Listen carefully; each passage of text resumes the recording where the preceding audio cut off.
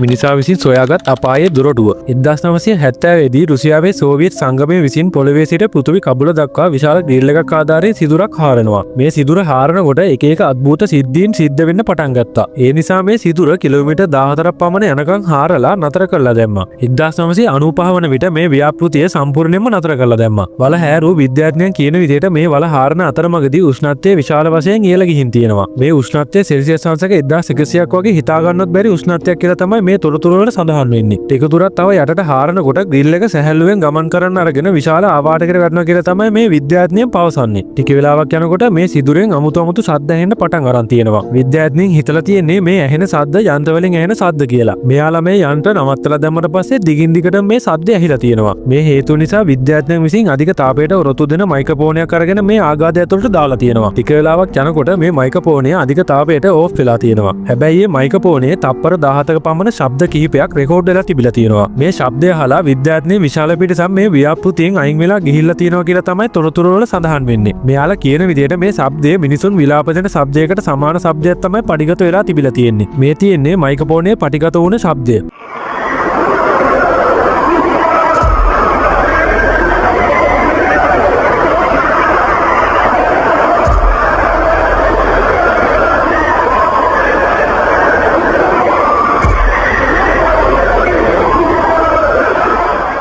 මේ ව්‍යාපෘතියේ ඉතුරුණයි කියන විදිහට එදා රෑ මේ ආඝාතයෙන් අමුතු දුමක් එක්ක වවුලෙකුට සමාන සත්ත්වයක් එළියට ඇවිල්ලා තියෙනවා. මේ සිද්ධියට ගොඩක් අය බය වෙලා තියෙනවා. ඒ නිසා තමයි මේ ව්‍යාපෘතිය නවත්තන්න නැති කියලා සමහරක් අය කියනවා. හැබැයි ටික කාලයක් යනකොට මේ අద్భుත සත්වයාගේ තොරතුරු සහ අద్భుත හඬ නිර්මාණය කරපු කතාවක් බව හෙළි වුණා. ඒ රටේ සමහර අය නම් කියනවා ඒ ව්‍යාපෘතිය නැවතුනේ ඒ අద్భుත සිද්ධිය නිසා කියලා. හරි ඔයාලා